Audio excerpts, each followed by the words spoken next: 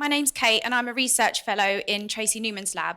So in our lab, we're interested in investigating the biology of hearing loss and how our immune system interacts with cochlear implants, which is a device you have if you're severely to profoundly deaf, and then how this might influence how your body responds and how well you do with your cochlear implant. Our group works closely with the Auditory Implant service, which is a service that treats patients from all over the south of England and the Channel Islands with severe to profound hearing loss who have been referred for an auditory implant. And this is Chris. He's one of our patient contributors in our PPIE group at the Auditory Implant service. My relevant information is that I grew up with a deaf brother, so I know all about the idiotic or the stupid educational systems that existed in the 1950s. As I became deaf with age, but I was a PhD student at Southampton University, and I had some contact with the umbrella organisation that Kate mentioned, which is the Audio Implant service. So overall, this gives me rather a strange perspective on deafness and what to do about it. Now, we're going to tell you a bit about the work we've been doing to set up the group and form a partnership between researchers, patients, payers and carers from the Audio Implant service. I'll hand you back to Kate now.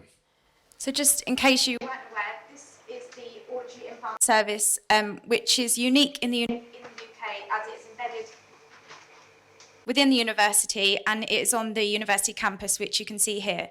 So as well as treating patients, the Auditory Implant Service, or ACE, is a research active centre and has collaborations with faculties across the university and beyond. So we thought we'd start with giving you a little bit of background about hearing and cochlear implants before we get into information about our group. So hearing is the perception of sound waves travelling through the outer and middle ear to the inner part of the ear, which is called the cochlea. Overall then, what the ear does is to transfer sound waves into processed electrical signals which stimulate the hearing nerve, sending information to the brain, which allows us to hear. So hearing loss is caused by the loss or damage to the specialised sensory cells or nerve cells within the inner ear. And as I said, people with severe to profound hearing loss may benefit from a cochlear implant. So what is a cochlear implant? Well, a cochlear implant is an electronic device which enables people who are severely to profoundly deaf to be able to enjoy conversation, employment and music. This is a cochlear implant. They replace the function of the inner ear by directly stimulating the hearing nerves with electrodes. They're not perfect, and the hearing environment in this room earlier today was very difficult. One of our problems is that the electrodes that you have in the cochlear implant need to be well spaced, because if they're not well spaced, you get interference between between each other.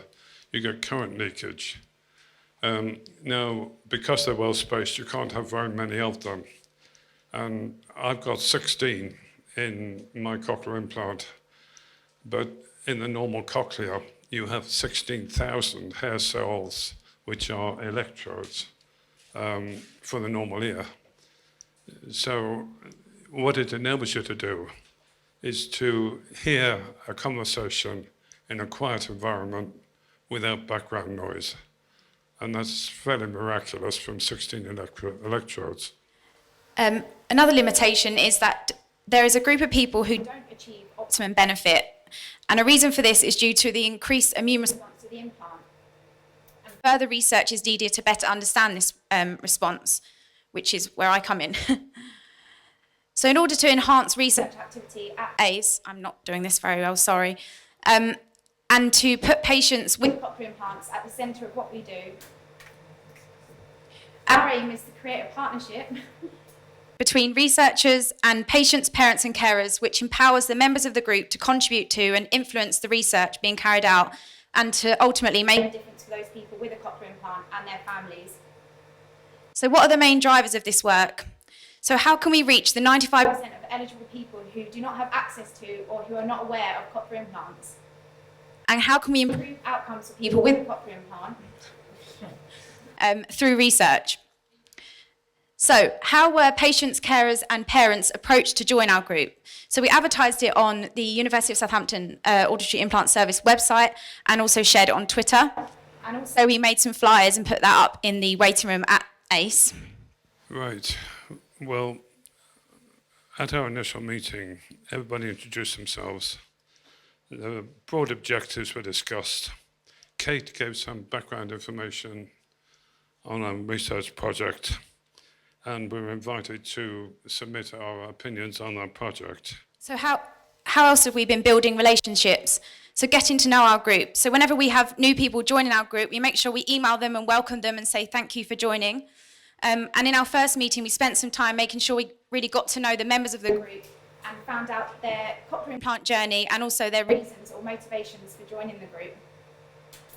And in order to build the trust we have between the researchers and members of the group, we've been working really hard to ensure that we provide meaningful feedback to the group after they've given their time and their comments and their feedback to us on the different aspects of the research that we tell them about. So we're really making sure we complete the feedback cycle.